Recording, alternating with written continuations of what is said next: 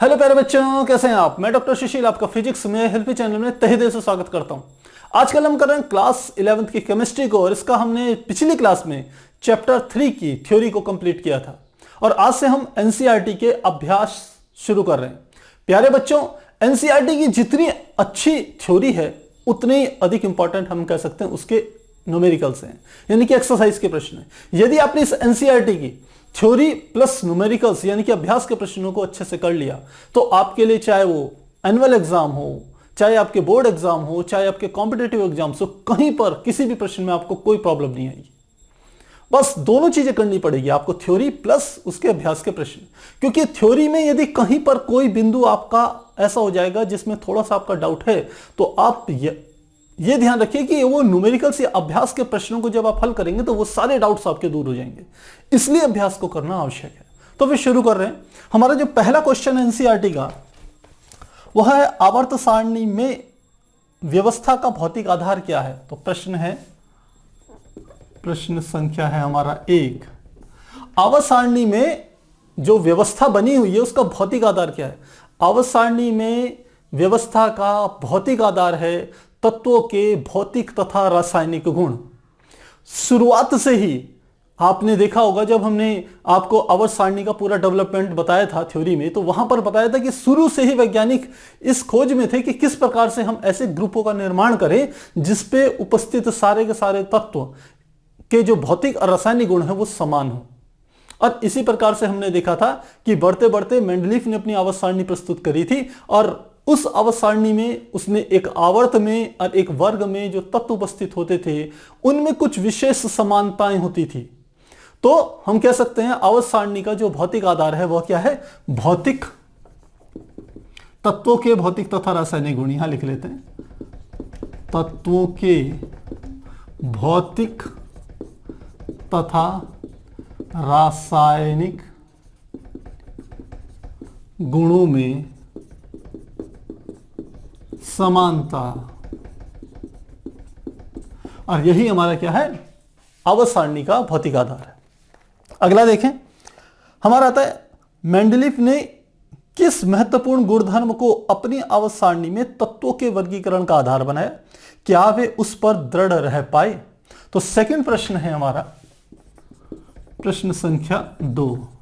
तो पहला प्रश्न का पहला खंड है कि मेंडलीफ ने जो आवर्त सारणी बनाई थी उसका आधार क्या था। तो मेंडलीफ की आवर्त सारणी बनाने का जो आधार था वह था तत्वों के, जिसे हम कहते हैं परमाणु भार, वह उसका आधार था। उसके अनुसार यदि तत्वों को उनके परमाणु भारों के क्रम में व्यवस्थित किया जाए कम से ज्यादा की ओर, तो हम कह सकते हैं एक विशेष वर्ग के या समूह के जो तत्व होते हैं उनके भौतिक तथा रासायनिक गुणों में समानता पाई जाती है। तो स्टेटमेंट था कि यदि तत्वों को उनके परमाणु भारों के क्रम में व्यवस्थित किया जाए तो तत्वों के भौतिक तथा रासायनिक गुणों में आवर्तता पाई जाती है, या वो भौतिक तथा रासायनिक गुण क्या होते हैं, आवर्ती फलन होते हैं, आप कुछ भी कह सकते हैं। तो क्या था सेकंड का, मेंडलीफ का क्या था, मेंडलीफ की आवर्त सारणी का जो आधार था वह था परमाणु भार। किसका, तत्वों का परमाणु भार। बाकी परिभाषा आप लिख सकते हैं, मैं बोल रहा हूं कि मेंडलीफ के अनुसार यदि तत्वों को उनके परमाणु भारों के क्रम में व्यवस्थित किया जाए तो उनके भौतिक तथा रासायनिक गुण क्या होते हैं, आवर्ती फलन होते हैं। इस प्रकार से हम इसे कह सकते हैं। अब प्रश्न का पहला खंड तो यह हो गया कि किस आधार पर मेंडलीफ ने तत्वों को व्यवस्थित किया अपनी आवर्त सारणी में। दूसरा है कि क्या वह इस पर दृढ़ रह पाए, तो हम कहेंगे वो इस पर दृढ़ नहीं रह पाए। मेंडलीफ, ये तो यहां पर खत्म हो गया, मेंडलीफ यहां पर भी चाहे ऐसे लिख लीजिए, मेंडलीफ इस नियम पर दृढ़ नहीं रह पाए, दृढ़ नहीं रह पाए। क्यों नहीं दृढ़ रह पाए, क्योंकि हमने आपको वहां पर एग्जांपल दिया था कि मेंडलीफ ने अपना नियम तो ये लगाया कि तत्वों के उनके परमाणु भारों के क्रम में लगाना है आवर्त सारणी में, लेकिन खुद उन्होंने बहुत सी जगह ऐसी चूक कर दी। पहला हमने इसका एक्सेप्शन दिया था, उदाहरण दिया था कि टेलुरियम यानी कि TA, और दूसरा था आयोडीन। टेलुरियम और आयोडीन को जब उसने आवर्त सारणी में रखा तो देखा टेलुरियम का जो परमाणु भार होता है वो आयोडीन से ज्यादा होता है, जबकि आवर्त सारणी में उसका स्थान आयोडीन से क्या आ गया, पहले आ गया। तो भारी तत्व को जिसका परमाणु भार ज्यादा था उसे कम परमाणु भार वाले से पहले रख दिया, तो यहीं पर उसकी आवर्त सारणी का जो उसका नियम था उसका खंडन हो गया। और केवल यही नहीं, एक दूसरा भी हम कह सकते हैं एग्जाम्पल होता है। दूसरा एग्जाम्पल जो हमारा है वो हमारा है कोबाल्ट तथा निकिल का, कोबाल्ट और निकिल का। ये दोनों एग्जाम्पल हमने आपको थ्योरी में बताए थे।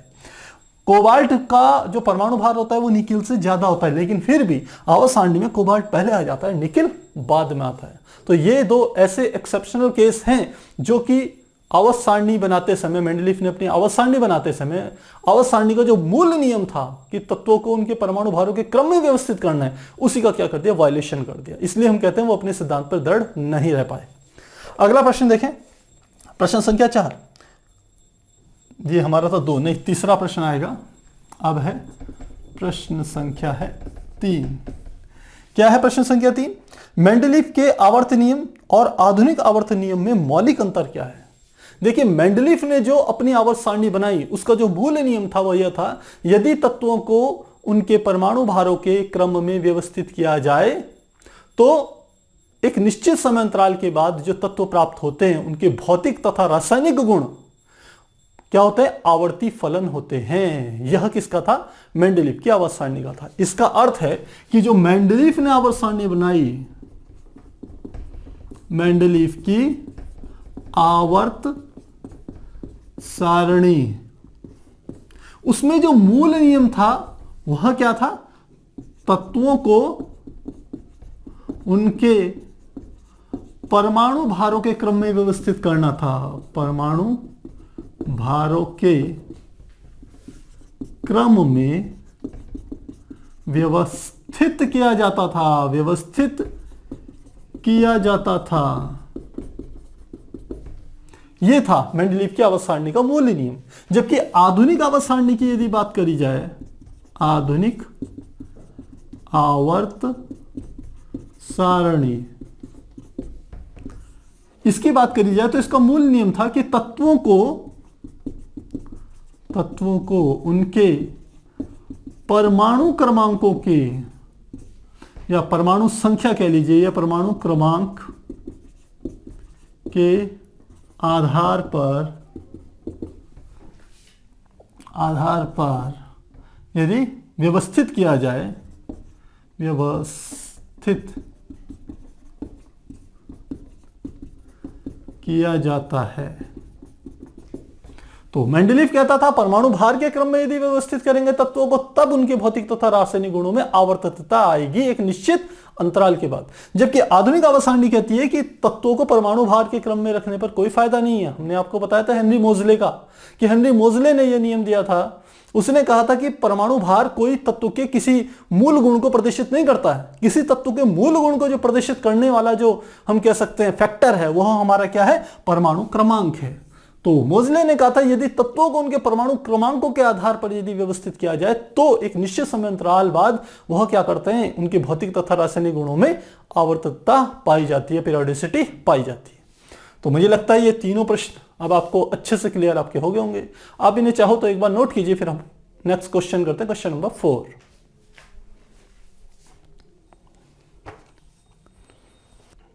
तो प्यारे बच्चों, अब हमारा नेक्स्ट क्वेश्चन जो है अभ्यास का, वो है क्वेश्चन नंबर 4, जो कि इस प्रकार से है। इसके अनुसार क्वांटम संख्याओं के आधार पर यह सिद्ध कीजिए कि आवर्त सारणी के 6वें आवर्त में 32 तत्व होने चाहिए। तो हमें क्या सिद्ध करना है कि 6वें आवर्त में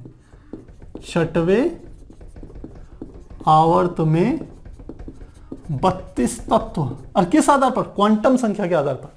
अब क्वांटम संख्याएं आप जानते हैं कौन कौन सी होती है हमारी, जैसे SPDF इस रूप में, और इसके अलावा कौन सी होती है ये हम जानते हैं, वो जो N होती है जिसे मुख्य क्वांटम संख्या कहते हैं। तो उस आधार पर आपको बताना है कि जो हमारा 6वां आवर्त है उसमें 32 तत्व होंगे। अब 6वें आवर्त में जब आवर्त शब्द आया, यदि आवर्त कौन सा है? 6वां है, 6वां है, तो पहले हम कहते हैं मुख्य क्वांटम संख्या यानी कि n का मान क्या होगा? 6 होगा। पहली बात तो हमें यह समझ में आ गई क्योंकि ये जो आवर्त की जो संख्या होती है वही हमारी मुख्य क्वांटम संख्या को प्रदर्शित करती है। अब यदि मुख्य क्वांटम संख्या n बराबर 6 है तो आप जानते हैं कि छठवां वाला यदि जो होता है, यदि क्वांटम संख्या 6 हो तो n बराबर 6 में s भी होता है, p भी होता है, d भी होता है और f भी होता है। चारों के चारों हम कह सकते हैं ये इसके कक्षक होते हैं SPDF। तो हम कहेंगे यदि n बराबर 6 है तो आप जानते हैं जो s होता है, इससे हमें पता चलता है जो s होता है वो होता है ns, पहली बात। जो p कक्षक होता है वो हमारा होता है np। जो d कक्षक होता है वो हमारा होता है n-1d। और जो f कक्षक होता है वो हमारा होता है n-2f। ये होता है हमारा। इसको हमने चैप्टर में आपको डिटेल से बताया था, जब SPDF अलग अलग ब्लॉक के आधार पर आपको आवर्त सारणी का निर्माण करना बताया था, वहां बताया था S जो होता है वो हमेशा n के बराबर होता है। जो आवर्त होगा n का वही आएगा, 1s2 2s2 ये सारी चीजें आएंगी। और p भी उसके सिमिलर होता है तो p भी वही आएगा। लेकिन d क्या होता है, हमेशा n-1 होता है। यदि n का मान कितना है 6 है तो d का मान कितना होगा 5। तो अब इस आधार पर हम समझते हैं n बराबर 6 को कैसे हम डिटेल में करेंगे। देखिए अब यदि n बराबर 6 है तो क्या होगा, हम कह सकते हैं आवर्त का कि 32 कैसे होंगे, इसको लिखेंगे ns यानी कि 6s। दूसरा हो गया np यानी कि होगा 6p, और 6p से पहले हमारा आएगा n-2f, ये आएगा n-2f, फिर आएगा n-1d, फिर आएगा np। ये हमारा अर्थ हो गया इसका। अब देखिए s में हम कह सकते हैं कितने इलेक्ट्रॉन आते हैं, s में आप जानते हैं 2 इलेक्ट्रॉन आते हैं। f में कितने इलेक्ट्रॉन आते हैं, f में 14 इलेक्ट्रॉन आते हैं। d में कितने इलेक्ट्रॉन आते हैं, d में 10 इलेक्ट्रॉन आते हैं। और p में कितने इलेक्ट्रॉन आते हैं, p में 6 इलेक्ट्रॉन आते हैं। ऐसा क्यों होता है, क्योंकि s वाला जो हमारा होता है इसमें कक्षक जो होता है, यहां पे लिख लेते हैं कक्षक की संख्या, और यहां पे लिखते हैं इलेक्ट्रॉनों की संख्या। तो यदि s कक्षक की बात करी जाए तो s में केवल एक कक्षक होता है और इलेक्ट्रॉन कितने आ सकते हैं उसमें, अधिकतम 2। p की बात करी जाए तो p में 3 कक्षक होते हैं और इनमें कितने इलेक्ट्रॉन होते हैं, अधिकतम 6, क्योंकि एक कक्षक में 2 इलेक्ट्रॉन आते हैं। पिछले चैप्टर में डिटेल में यह चर्चा की हमने। उसके बाद d कक्षक की बात करी जाए तो d में 5 कक्षक होते हैं और प्रत्येक में कितने इलेक्ट्रॉन आ सकते हैं, एक कक्षक में 2 तो 10। और ऐसी f में 7 कक्षक होते हैं और प्रत्येक में कितने इलेक्ट्रॉन आ सकते हैं, 2, यानी कि 14। इन सब का योग कर लीजिए तो 14 10 24 और 6 30 और 2 32। तो यहां से हमें पता चल गया क्योंकि 32 इलेक्ट्रॉन आ सकते हैं अलग अलग कक्षकों में, तो इसका अर्थ है कि 32 तत्व आ सकते हैं। तो यहां से हमने इस बात को सिद्ध कर दिया। Question number 4। अब नेक्स्ट में चले, अगला आता है हमारा प्रश्न संख्या 3.5। प्रश्न है 3.5। इसके अनुसार देखें, कहते हैं आवर्त और वर्ग के पदों में यह बताइए कि z बराबर 14 कहां स्थित होगा।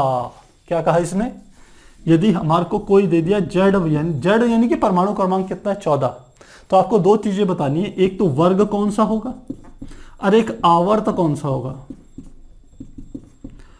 तो इन दोनों चीजों को ज्ञात करने का बड़ा अच्छा तरीका एक है कि आप सीधे इसका इलेक्ट्रॉनिक विन्यास बनाइए। तो क्या हो जाएगा इसका इलेक्ट्रॉनिक विन्यास, 14 का हो जाएगा 2 8 8 और 10 और 4 14।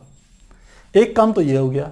अब देखिए इसमें n की वैल्यू कितनी है, क्योंकि ये हम कह सकते हैं पहला कोश में 2 इलेक्ट्रॉन है, दूसरे कोश में 8 इलेक्ट्रॉन है और तीसरे कोश में 4 इलेक्ट्रॉन है, यानी कि कोशों की संख्या हो गई 3। तो लिखेंगे चूंकि 3 कोश हैं अर्थात जो मुख्य क्वांटम संख्या है n, उसका मान कितना है 3। और जो मुख्य क्वांटम संख्या होती है n3, वही हमारी आवर्त की संख्या होती है, जो कि मैंने आपको यहां पर बताया था। n बराबर 6, आवर्त यहां पर 6 था तो हमने कहा मुख्य क्वांटम संख्या 6 है। यहां पर उल्टा कह रहे हैं n का मान 3 है तो आवर्त का मान भी कितना होगा, हमने लिख लिया 3 होगा। तो ये बात हमें यहां पता चली। तो आवर्त तो पता चल गया। अब देखें कि हमको कि वर्ग कौन सा होगा।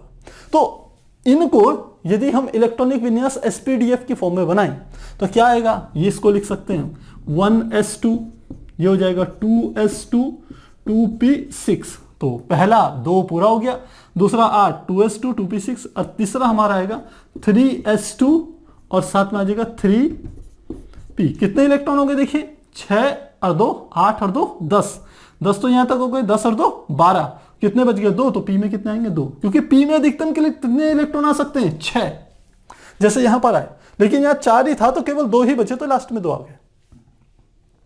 अब हम ये देखें कि वर्ग कौन सा होगा। आपको ध्यान हो तो सबसे पहला क्या होता है आवर्त सारणी में, पहला और दूसरा वर्ग वो होता है 1s1 का और 1s2 का, तो वो तो नहीं होगा। अब उसके बाद यदि हम बीच में 10 को छोड़ दें, यानी कि पहला वर्ग दूसरा वर्ग और उसके बाद 10 वर्ग जो क्या किसके होते हैं, पी ब्लॉक के होते हैं। यदि पी ब्लॉक के डी ब्लॉक के होते हैं, डी ब्लॉक को यदि छोड़ दें तो फिर हमारा कौन सा होता है, पी ब्लॉक। और पी ब्लॉक में हमारा जो होगा वो होता है 13वां वाला जो होता है वो होता है P1 का, 14वां वाला जो होता है वो होता है हमारा P2 का, 15वां क्या होता है P3, ऐसे 16वां कहें उसमें आता है P4, 17वां P5 और 18वां P6। ये हमारे नंबर होते हैं। तो ये हमारा NP1, ये NP2, ये NP3, NP4, NP5, NP6 ऐसे भी लिख सकते हैं। अब देखिए लास्ट में कौन सा आ रहा है, P2 आ रहा है, ये 2 आ रहा है लास्ट में, इस बात को ध्यान दीजिएगा। यदि ये 2 आ रहा है तो यहां देखिए 2 कौन सा होगा, ये वाला होगा। और 2 यानी कि किस में आ रहा है, P2 14वें वर्ग में आ रहा है, तो यहां पर वर्ग कौन सा हो जाएगा, 14वां वर्ग हो जाएगा। तो इस प्रकार से आप किसी भी तत्व का यह ज्ञात कर सकते हैं कि उसका आवर्त सारणी में कौन सा स्थान होगा। और यदि आपको वर्ग का पता चल गया तो एक तत्व वर्ग के किसी एक तत्व के यदि आपको गुणधर्म पता है, भौतिक दशा रासायनिक गुण, तो बाकियों के भी लगभग उससे मिलते जुलते ही होंगे, कुछ अपवादों को छोड़कर। तो फिलहाल इस प्रश्न में हमें 2 बातें ज्ञात करनी थी कि Z बराबर 14 कोई परमाणु क्रमांक का कोई तत्व है तो आपको बताना था उसका वर्ग कौन सा होगा, आवर्त कौन सा होगा। हमने देखा इसका इलेक्ट्रॉनिक विन्यास बनाए 2 8 4, तो देखते हैं क्योंकि 3 कोश हैं इसका अर्थ है मुख्य क्वांटम संख्या इनका मान 3 होगा, n 3 होगा तो इसका मतलब आवर्त भी कौन सा होगा, 3 होगा, पहली बात। दूसरा हमने क्या करा कि इसको हमने एसपीडीएफ की फॉर्म में इसका इलेक्ट्रॉनिक विन्यास बनाया, तो 1s2 2s2 2p6 3s2 3p2 आएगा। अब p2 आया तो इसका मतलब है जो हमारा पी ब्लॉक के एलिमेंट है वहां पर आएंगे। पी ब्लॉक के एलिमेंट शुरू होते हैं वर्ग नंबर 13 से, तो 13 जो वर्ग होता है उसमें आते हैं केवल P1 वाले, 14 में होते हैं P2 वाले, 15 में होते हैं P3 वाले, 16 में P4, 17 में P5, 18 में P6। तो हम देख रहे हैं ये 14 P2 है, ये P2 यहां पर है, तो 14 वाला P2 है, तो वर्ग कौन सा होगा, 14 होगा। इस प्रकार से हम ज्ञात करेंगे। तो आप चाहे इसे नोट कीजिए, फिर हम आगे कंटिन्यू करेंगे।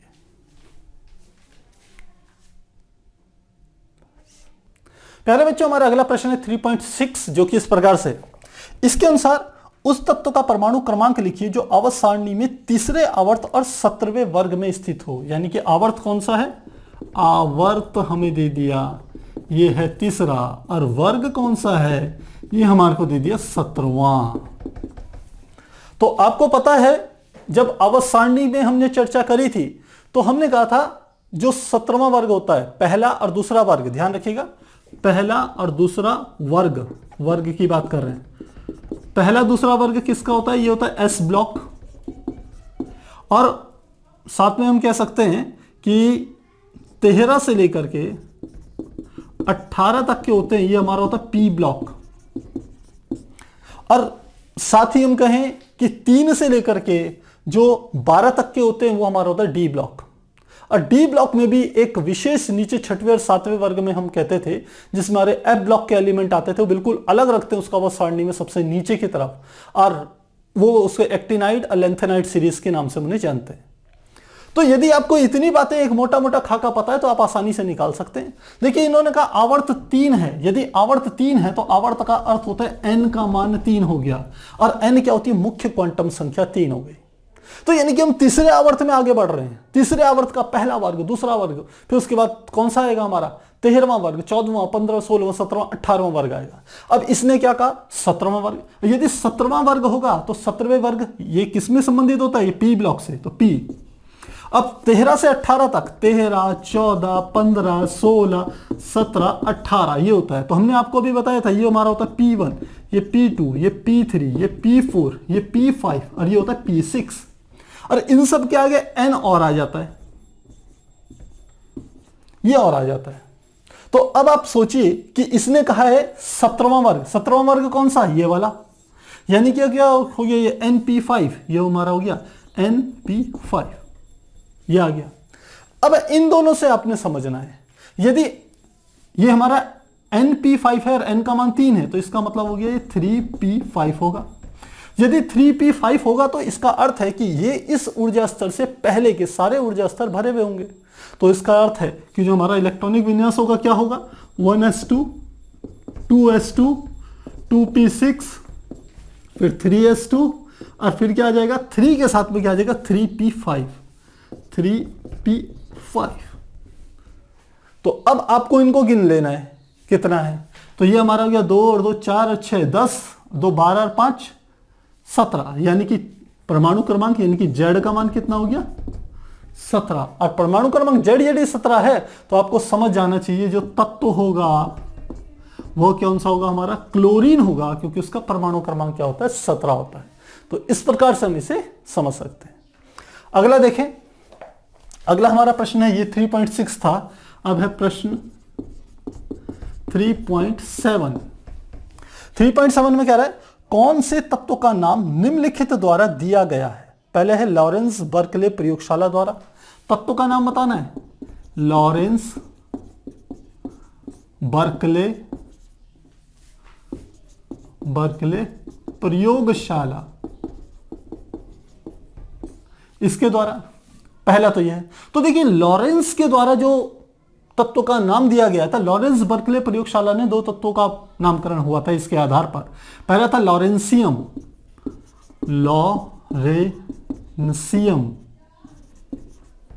लॉरेंसियम जिसको हम Lr से प्रदर्शित करते थे और परमाणु क्रमांक होता है इसका 103। और इसी प्रकार जो बर्कले होता है इसके लिए जो तत्व हमने नामकरण किया था वो था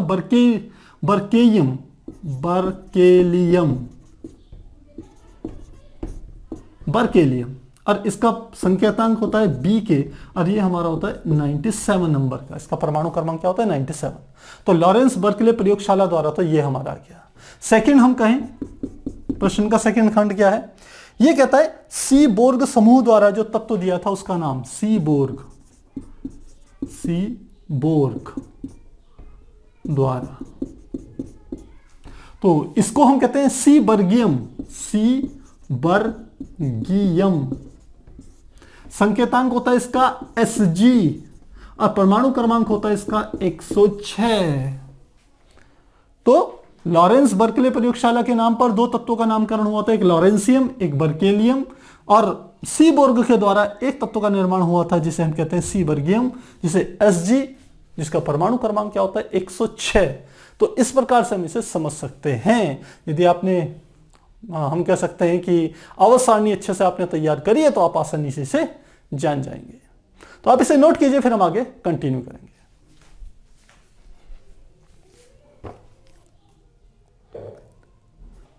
हमारा नेक्स्ट क्वेश्चन है क्वेश्चन नंबर 3.8, जो कि इस प्रकार है। इसके अनुसार एक ही वर्ग में उपस्थित तत्वों के भौतिक और रासायनिक गुणधर्म समान क्यों होते हैं। तो एक ही वर्ग, क्या बात कर रहा है, एक ही वर्ग की बात कर रहा है। तो एक ही वर्ग की खास बात क्या होती है, किसी भी वर्ग की जो सबसे, हम कह सकते हैं कि यदि किसी भी वर्ग में जितने भी तत्व हैं, यदि उनकी अंतिम कक्षा में इलेक्ट्रॉनों की संख्या देखी जाए, जिसे हम संयोजी कोश कहते हैं, तो वह संयोजी कोश में इलेक्ट्रॉन की संख्या समान होती है। जैसे हम कहें यदि फर्स्ट वर्ग की बात करें, फर्स्ट वर्ग, तो हमने आपको इसको तरीका बताया था, याद करना था कि हेलिना की रब से फरियाद, HLI, हेलिना, NAKRBCSFR। तो ये देखिए, ये पूरे का पूरा इनका जो सबसे अंतिम कक्षा में इलेक्ट्रॉन होंगे, जैसे इसका परमाणु क्रमांक कितना होता है 1, तो इलेक्ट्रॉनिक विन्यास क्या होगा 1।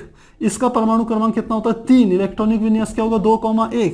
इसका परमाणु क्रमांक होता है 11, इलेक्ट्रॉनिक विन्यास क्या होगा 2,8,1। इसका हमारा होता है 19, तो क्या होता है परमाणु क्रमांक 2,8,8,1। तो सब में देखिए लास्ट में लास्ट में कितने कितने आ रहे हैं, एक एक इलेक्ट्रॉन आ रहे हैं। इसे कहते हैं कि सबसे अंतिम कक्षा में, जिसको संयोजी कोश कहा जाता है, किसी भी परमाणु की सबसे अंतिम कक्षा में जो इलेक्ट्रॉन होते हैं वह हमारे क्या होते हैं, रासायनिक अभिक्रियाओं में वही मैक्सिमम भाग लेते हैं। और जो सबसे अंतिम कोश जो होता है उसी को हम कहते हैं संयोजी कोश। तो एक ही वर्ग के विभिन्न तत्वों के जो संयोजी कोश में इलेक्ट्रॉनों की जो संख्या होती है या उनका इलेक्ट्रॉनिक विन्यास होता है वो क्या होता है, समान होता है। अंतिम कोश का इलेक्ट्रॉनिक विन्यास समान होता है, इसलिए उनके गुण धर्मों में क्या पाई जाती है, समानता पाई जाती है। तो क्या अर्थ है इसका, संयोजी कोश सभी तत्वों के संयोजी कोश का इलेक्ट्रॉनिक विन्यास समान होता है, समान होता है। ध्यान रखिएगा, आप ऐसे नहीं लिखेंगे कि सभी तत्वों का इलेक्ट्रॉनिक विन्यास समान होता है, विन्यास कभी समान नहीं होगा, क्योंकि इसमें देखिए केवल संयोजी कोश में एक इलेक्ट्रॉन है और इसमें केवल एकमात्र संयोजी कोश ही है हाइड्रोजन में। दूसरे में आप आएंगे एलआई में, लिथियम में, तो इसमें दो कोश हैं, पहले में 2 इलेक्ट्रॉन है, दूसरे में 1 इलेक्ट्रॉन है, तो जिसमें एक है वही संयोजी कोश है। इसमें 3 कोश हैं, एक में 2 इलेक्ट्रॉन है, एक में 8 है, तीसरे में 1 है, तो सबसे अंतिम वाला ही संयोजी कोश है। तो संयोजी कोश, सभी तत्वों के संयोजी कोश का इलेक्ट्रॉनिक विन्यास समान होता है, ये आपने लिखना है। तो मुझे लगता है ये समझ में आ गया होगा। क्वेश्चन नंबर 3.8 नेक्स्ट देखते हैं। प्रश्न है हमारा 3.9। क्या है 3.9? परमाणु त्रिज्या और आयनीय त्रिज्या से आप क्या समझते हैं? सबसे पहले परमाणु त्रिज्या, एटॉमिक रेडियस जिसे हम कहते हैं। तो परमाणु त्रिज्या क्या होती है कि कोई हमने परमाणु लिया, ये परमाणु का क्या हो गया, न्यूक्लियस हो गया, और ये उसके बाहर की कक्षाएं होगी। तो परमाणु के सेंटर से, नाभिक के केंद्र से लेकर के सबसे अंतिम कक्षा जिसमें इलेक्ट्रॉन उपस्थित हो, या संयोजी कोश कह सकते हो आप, जिसमें इलेक्ट्रॉन उपस्थित हो, उसके बीच की ये जो दूरी होती है, यही दूरी हमारी क्या होती है, परमाणु त्रिज्या। ऐसे बना देते हैं इसको, परमाणु त्रिज्या।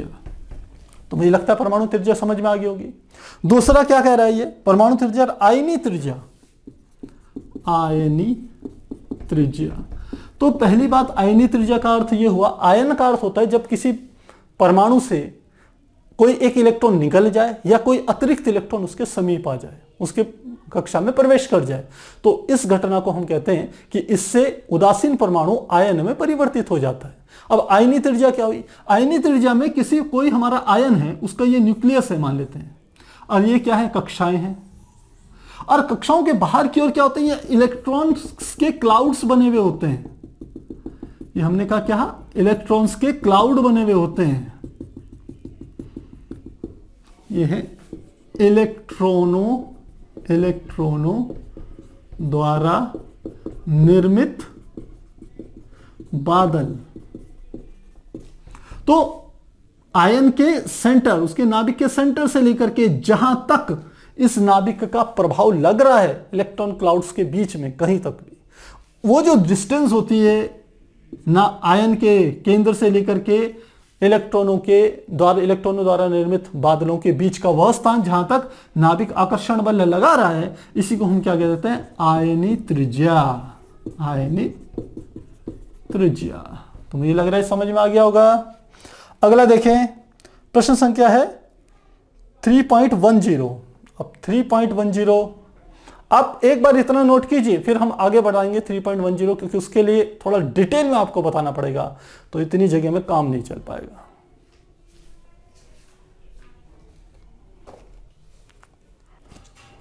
हमारा नेक्स्ट क्वेश्चन है क्वेश्चन नंबर 3.10, जो कि इस प्रकार से है।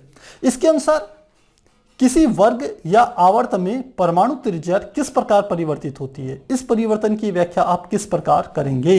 तो आपको बताना है कि परमाणु त्रिज्या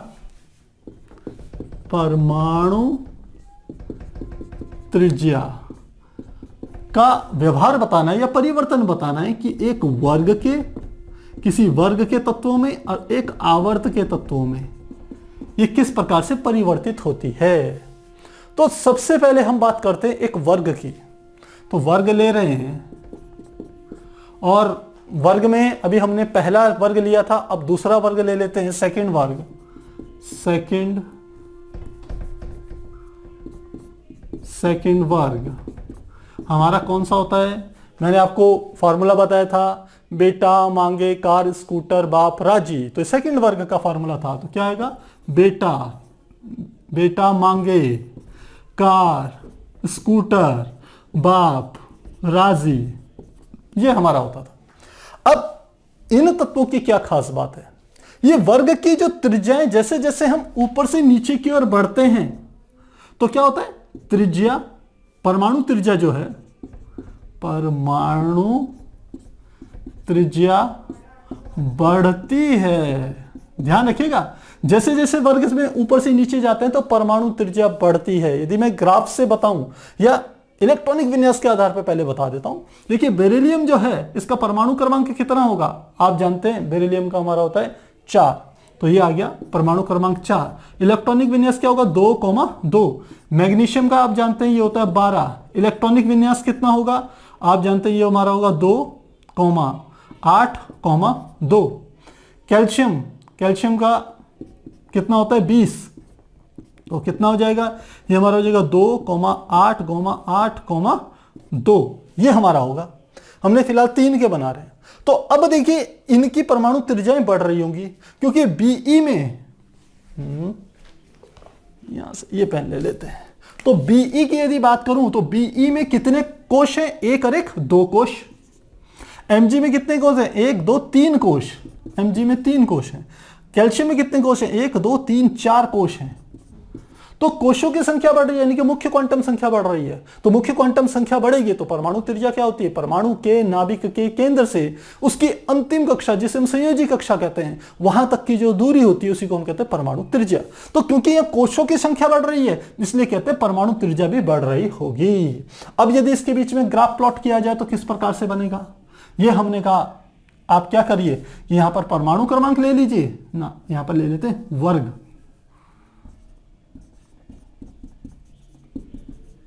वर्ग के तत्व या आप जिनके परमाणु क्रमांक में लेंगे, परमाणु क्रमांक, और यहां पर हम क्या ले लेते हैं? परमाणु त्रिज्या। परमाणु त्रिज्या। अब देखिए बेरिलियम हमने कहा मान लेते हैं बेरिलियम यहां पर है, ये बीई है, बीई को प्रदर्शित कर रहा है। एमजी मैग्नीशियम क्या होता है? 12, मान लेते हैं ये है एमजी है। ये फिर से क्या है? ये कैल्शियम आ गया, मान लेते हैं ये सीए यहां पर है। फिर स्ट्रोंशियम यहां पर है, फिर बेरियम यहां पर है और यहां पर रेडियम है, आरए है। तो अब परमाणु त्रिज्या कैसे बढ़ेगी? परमाणु त्रिज्या सीधे ऐसे बढ़ेगी बच्चों, परमाणु त्रिज्या का मान बढ़ता चले जाएगा। तो इसमें यहां पर बेरिलियम आ गया यानी कि बीई हो गया, यहां एमजी हो गया, यहां सीए हो गया, यहां एसआर हो गया, यहां पर बीए हो गया और यहां पर क्या हो गया? आरए हो गया। तो जैसे जैसे तत्वों के परमाणु क्रमांक बढ़ रहे हैं वर्ग में, वर्ग के तत्व हैं, वैसे वैसे उनकी परमाणु त्रिज्याएं भी बढ़ती चली जाती हैं। तो ये हम उसको ग्राफ से प्रदर्शित कर सकते हैं। अब बात करते हैं हम आवर्त की। तो अब आवर्त की बात करें, आवर्त, तो आवर्त हम ले रहे हैं, मान लेते तीसरा आवर्त लिया हमने, यानी कि n का मान क्या हो गया? 3। और तीसरे आवर्त का जो हमारा तत्व होता है, क्योंकि पहले आवर्त में जो लास्ट वाला तत्व होता है 18वें वर्ग में, वो हमारा होता है हीलियम। दूसरे में जो सबसे लास्ट वाला तत्व होता है, दूसरे आवर्त का सबसे लास्ट वाले वर्ग में जो तत्व होता है वो हमारा होता है नियॉन, यानी कि जो अक्रिय गैसें होती हैं। ध्यान रखिएगा 18वें वर्ग में कौन से होता है? Helium, neon, argon. तो ये हमारा कौन सा वर्ग है? ये हमारा, ये पहला आवर्त है, ये दूसरा आवर्त है, ये तीसरा आवर्त है। तो तीसरे आवर्त की शुरुआत कहां से होती है? नियॉन के खत्म होने के बाद अगला आता है सोडियम, यानी कि Na, sodium, magnesium, aluminium, silicon,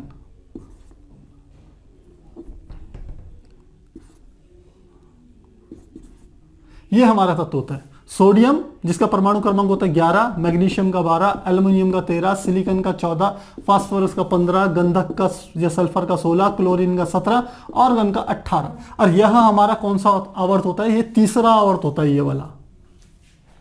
अब तीसरे आवर्त की परमाणु त्रिज्या कैसे होती है ये भी समझिए। हमने आपको बताया था कि आवर्त में जब बाएं से दाएं चलते हैं किसी आवर्त में, कहां चल रहे हैं, बाएं से दाएं जब चलते हैं तो परमाणु त्रिज्या घटती है, परमाणु त्रिज्या घटती है। क्यों घटती है ये भी समझ लीजिए, क्योंकि इसमें इन सब के लिए n का मान 3 ही रहेगा, इन सारे तत्वों के लिए। जब n का मान 3 है यानी कि कोशों की संख्या केवल 3 है, तो जैसे जैसे हम आगे की ओर बढ़ते हैं वैसे वैसे कोश तो 3 ही रहेंगे, लेकिन उसके नाभिक में, तत्वों के नाभिक में जो धनावेश की मात्रा है वो बढ़ती चली जाएगी। यहां पर सोडियम में कहें तो नाभिक में कितना धनावेश होगा, केवल 11, मैग्नीशियम में 12, एल्यूमिनियम में 13 धनावेश, ये हमारा Al यानी कि 13 है, 13 धनावेश है, सिलिकॉन में 14 धनावेश, फास्फोरस में 15। तो जैसे जैसे नाभिक में हमने कहा था धनावेश बढ़ता है, वैसे वैसे सबसे भारी कक्षा में जो इलेक्ट्रॉन होते हैं उन पर लगने वाला आकर्षण बल भी लगता है, जिसके कारण परमाणु त्रिज्या घटती है। तो बाएं से दाएं जाने पर परमाणु त्रिज्या घटती है। यदि इनके बीच में एक ग्राफ खींच दिया जाए, यहां पर हमारा क्या होता है, आवर्त के तत्व, आवर्त के तत्व, और यहां पर हमारा क्या आ जाएगा, परमाणु क्रमांक, परमाणु क्रमांक है तो परमाणु क्रमांक ही, और यहां पर क्या लिख लें, परमाणु त्रिज्या। प्यारे बच्चों, आप इन ग्राफों को परिवर्तित भी कर सकते हैं, ऐसा नहीं है कि परमाणु त्रिज्या यहीं लेनी है, आप परमाणु त्रिज्या को नीचे ले लीजिए और परमाणु क्रमांक को यहां ले लीजिए, एक ही बात है। बस आपको ध्यान रखना है कि परमाणु क्रमांक ये है, तो यदि यहां पर बनाए तो ये क्या हो गया, 11, ये 11 हो गया, ये 12, ये 13, ये 14, ये 15, ये 16, ये 17, ये क्या हो गया 18, परमाणु क्रमांक ये है। अब क्या कह रहा है, ये परमाणु त्रिज्या घटती है, तो घटती कैसे, सोडियम का ये है तो यहां से ये ऐसे घटेगी, ये ऐसे घटती है, ऐसे इस प्रकार से घटती है। तो बाएं से दाएं जाने पर परमाणु त्रिज्या क्या होती है, घटती है। आवर्त में एक से दूसरी तरफ जाने पर, एक सिरे से दूसरे सिरे पर जाने पर परमाणु त्रिज्या का मान क्या होता है, घटता है। तो इस प्रकार से हम इसे प्रदर्शित कर सकते हैं। मोटी मोटी है कि कुछ क्या होते हैं अपवाद वाले मामले होते हैं, वो तो हमने आपको चैप्टर में स्टार्टिंग में काफी डिटेल में बता रखा है। तो मुझे लगता है ये बात आपको समझ में आ गई होगी। बस ध्यान रखना कि वर्ग में जैसे जैसे आगे बढ़ते हैं परमाणु त्रिज्या बढ़ती है, और आवर्त में जैसे जैसे आगे बढ़ते हैं बाएं से दाएं तरफ वैसे वैसे परमाणु त्रिज्या घटती है। इस प्रकार से इसे हल करेंगे।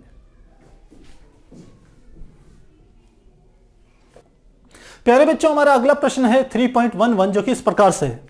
इसके अनुसार सम इलेक्ट्रॉनिक स्पीशीज से आप क्या समझते हैं? एक ऐसी स्पीशीज का नाम लिखिए जो निम्नलिखित परमाणुओं या आयनों के साथ सम इलेक्ट्रॉनिकी हो। तो पहला प्रश्न 3.11 का है कि सम इलेक्ट्रॉनिकी स्पीशीज, क्या लिखा है, स्पीशीज, इससे क्या समझते हो?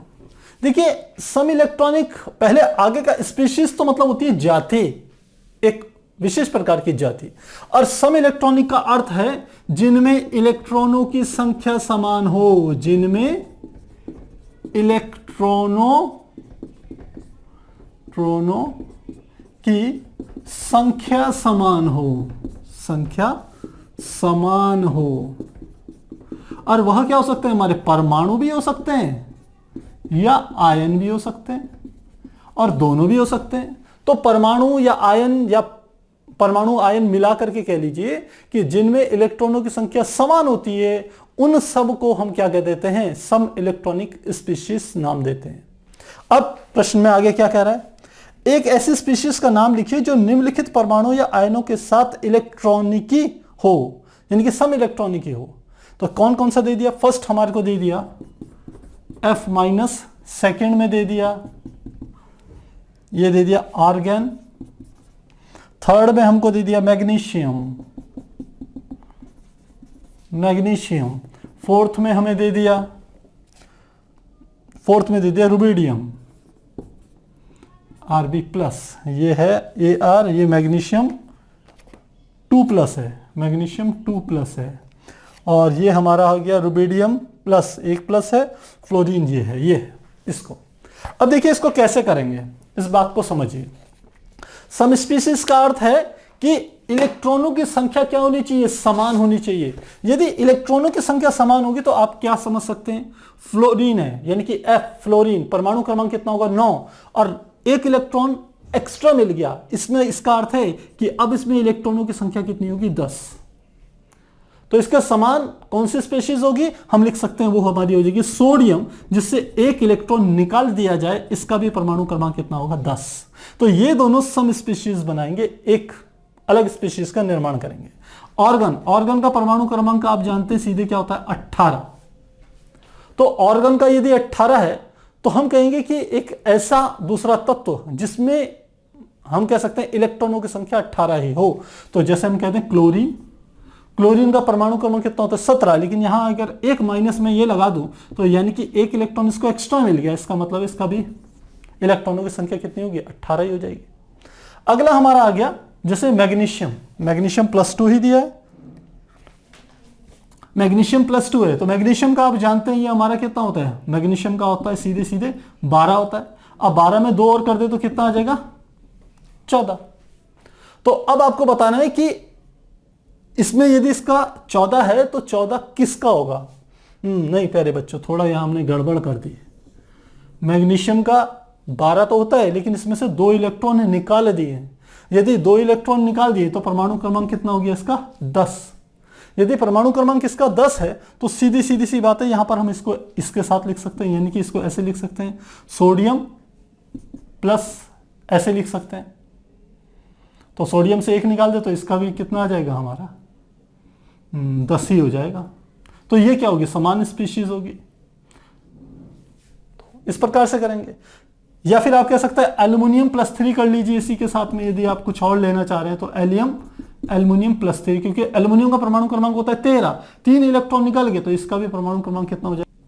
तो इस प्रकार से हम मैग्नीशियम के बता सकते हैं, इसमें Na+ भी आ सकता है, Al+3 भी हो सकता है इसके साथ।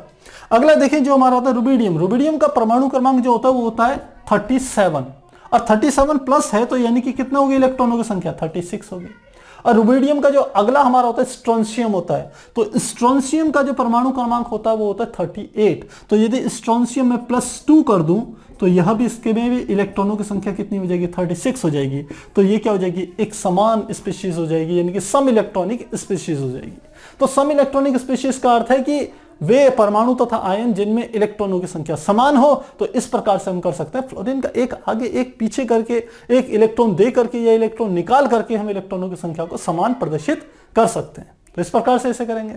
अगला प्रश्न देखें जो कि हमारा है प्रश्न संख्या 12 3.12। ये हमारा है प्रश्न संख्या है 3.12। तो 3.12 क्या है, निम्नलिखित स्पीशीज पर विचार कीजिए। पहला कौन सा है हमारा नाइट्रोजन, तो यह है N3+। नाइट्रोजन का 3 है, नाइट्रोजन का 3- है। अगला हमारा है ऑक्सीजन -2, ऑक्सीजन का 2-। अगला हमारा है फ्लोरीन F- यानी कि 1- है। सोडियम Na का 1+ है। उसके बाद आ गया मैग्नीशियम Mg का 2+ है। और मैग्नीशियम के बाद हमारा आता है एल्युमिनियम +3 आ गया, Al का +3 है। अब बच्चों इसको समझिए आप, नाइट्रोजन -3 है तो -3 का अर्थ है इसमें इलेक्ट्रॉनों की संख्या कितनी होगी, नाइट्रोजन में 7 होती है, 7 में 3 और आपने दे दी, -3 का अर्थ है 3 इलेक्ट्रॉन इसको ज्यादा मिल गए तो कितने हो गए 10। ऑक्सीजन का परमाणु क्रमांक होता है 8, यानी कि इसमें 8 इलेक्ट्रॉन होते हैं। 2- का अर्थ है 2 इलेक्ट्रॉन इसको और मिल गए तो कितना हो गया इसका 10। ये हमारा फ्लोरीन का होता है परमाणु क्रमांक 9, 1 इलेक्ट्रॉन मिल गया तो परमाणु क्रमांक अब इलेक्ट्रॉनों की संख्या कितनी होगी 10। सोडियम के परमाणु क्रमांक कितना होता है 11, 1 इलेक्ट्रॉन निकाल दिया, प्लस मतलब 1 इलेक्ट्रॉन निकाल दिया तो 1 इलेक्ट्रॉन 11 में से निकाल दिया कितना हो गया ये भी 10। मैग्नीशियम का परमाणु क्रमांक होता है 12, 2 इलेक्ट्रॉन निकाल दिए तो कितने हो गए ये भी हो गया 10। एल्युमिनियम परमाणु क्रमांक कितना होता है 13, 3 इलेक्ट्रॉन निकाल दिए तो कितना हो जाएगा, यह भी हमारा कितना हो जाएगा 10। तो यह हमारी क्या हो जाएगी, इनकी खास बात हो जाएगी।